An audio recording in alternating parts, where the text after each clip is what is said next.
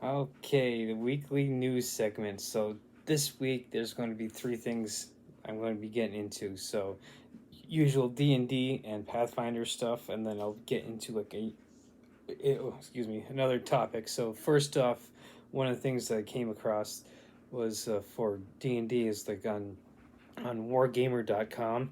So now, like a lot of times, lately, it seems like you can go there to have gotten a lot of like individual stuff and bundles and like books and pretty much like a whole a la carte idea of content and everything. So like you could sit there and like kind of like pick and choose. So for instance, if you needed stuff like feats or subclasses, or if like you like I said, if you needed bundles of books, you wanted to go there and like maybe kind of buy in bulk and save money and buy that and everything. You could do that, but apparently D&D Beyond is doing away with that, and you have to sit there and go in and buy books individually. So it does away with like being able to pull out individual feats and subclasses, and does away with the buying the bundles, and you have to buy the books individually and everything. So it's kind of it raises the questions like, what are you doing? Why are you doing this and pissing people off? Because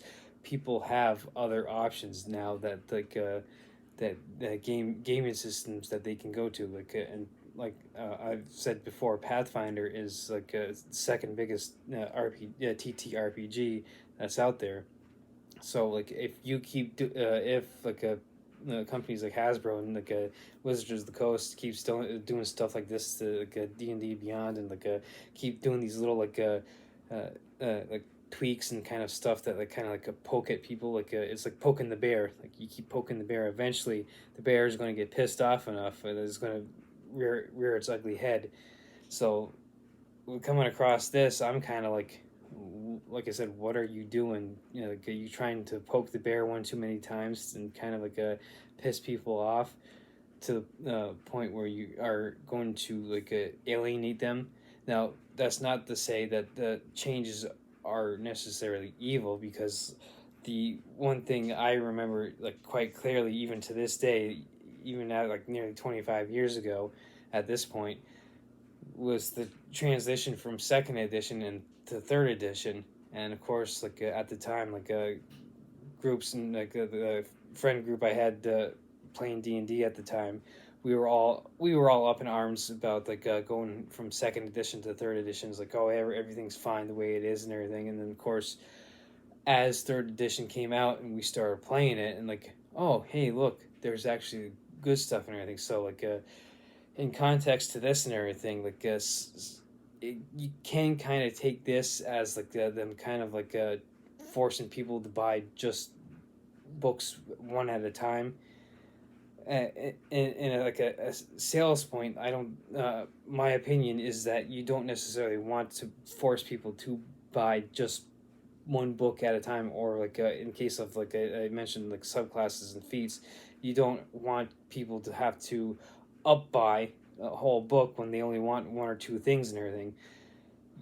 You want to of course you have to sit there and look at your customer base. If people want how it is, being able to, like I said, be able to get single feats and subclasses, or if they want to be able to buy the bundles, oh, hey, look, I prefer getting 10 books at a time, saving up my money. So instead of spending $50 individually for those 10 books, I can maybe spend $450 for all 10 of those books to buy in a bundle. I'm saving myself $50 by buying in a bundle.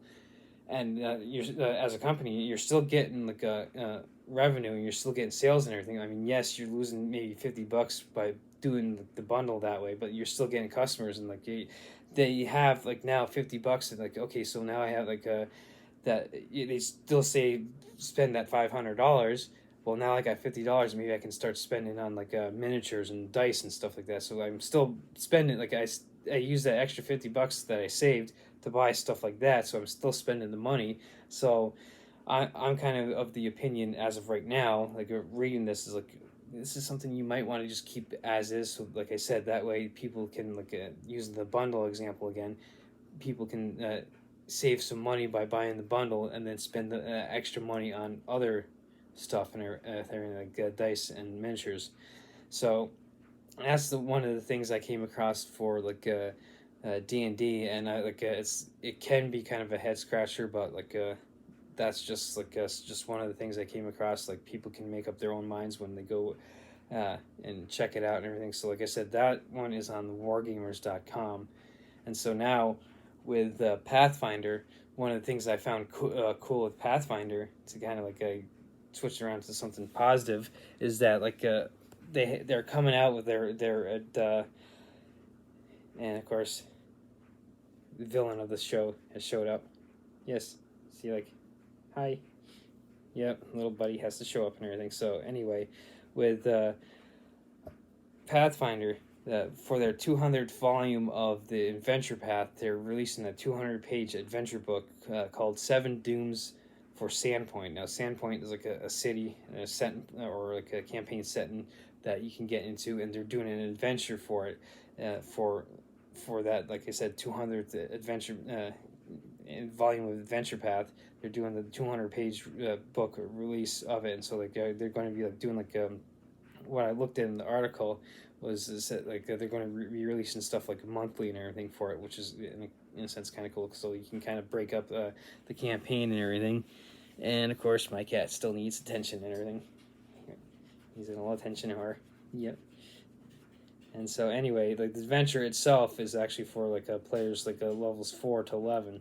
So you could do quite possibly do something like a one shot for people to get them to level 4 to get into this adventure and kind of introduce them to everything. So the third thing that I'm going to be getting into today is a board game. Now this board game is called Hero Quest.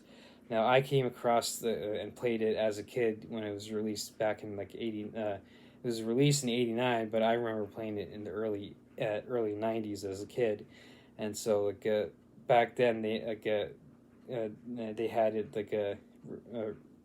they released the main the main board game, and then they released two expansions to it. One was Kellar's Keep, and the other was Return of the Witch Lord, and so for I played it as a kid. We went through the main board game itself, and then we actually did got probably about halfway through the Return of the Witch Lord, and so those are the ones that I played when I was a kid, and so of course Avalon Hill has recently re-released them, and has been expanding on it with even more expansions and everything. So you got the base board game. You got of course you got the original expansions that I came across with Kellar's Keep and Return of the Witch Lord, and they have since released a bunch of other expansions for it. So they got the Prophecy of Telor, Torment of the Spirit Queen.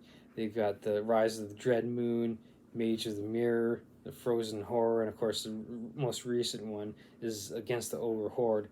So this board game is definitely something that you could do, get into if you're not necessarily into RPGs or anything, you're into more board games. This is something that you could get into, and in a sense could take quite a long time to get through, because each quest takes about an hour or two to do and everything. So, and each in a sense quest booked for each of the base game plus all the expansions, there's 10 to 14 different quests and everything. So for instance, in the base game you have 14 quests and everything. So if you do one, even if you were to just do one quest every single week as a group, and get together at one of your local gaming stores, it would pretty much take you a whole. You'd have a kind of a content to get through for the whole year. Yes, you're so excited about Hero Quest 2, huh?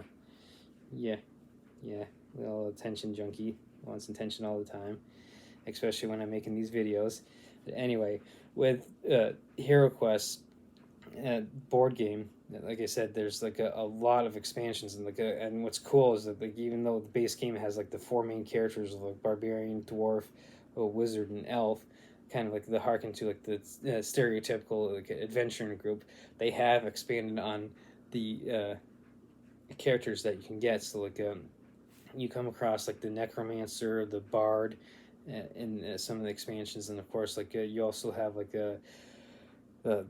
they did do like character expansions as well, where you have like the monk and like the knight as and the rogue as characters that you can now play as well. So like in a sense, you could theoretically expand the game upon further upon like the usual four players that you could do. So like you have like, up to five players. Like the one is like the GM, or in this case, like Zargon, the big bad evil wizard that you're going up against. Someone plays him and runs you through the actual board game, and then you have up to like players you can do. So you can do it's designed for two to four people.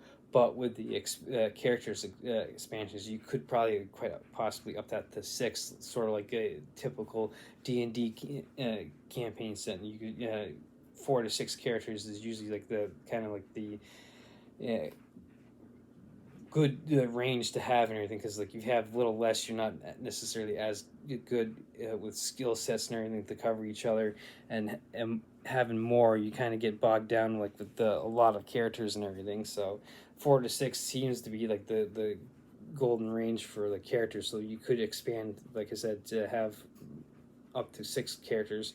Now, the way the quests are actually designed, you like if you were to do that, you might want to actually increase the difficulty and add some more monsters and stuff. So, but that's just like another option. So, like, the third one today is like the Hero Quest board game. So definitely go check that out as well. So like. What I'll continue to do is probably cover something for D&D, cover something for Pathfinder, and then the third thing, I'll pull something out and like, hey, look, here's something of interest and everything. So this week was like the boardgames.com for D&D, the whole like I say A to C with them, like doing that, like getting rid of the bundles and like individual subclasses and stuff to force people to buy books with D&D Beyond.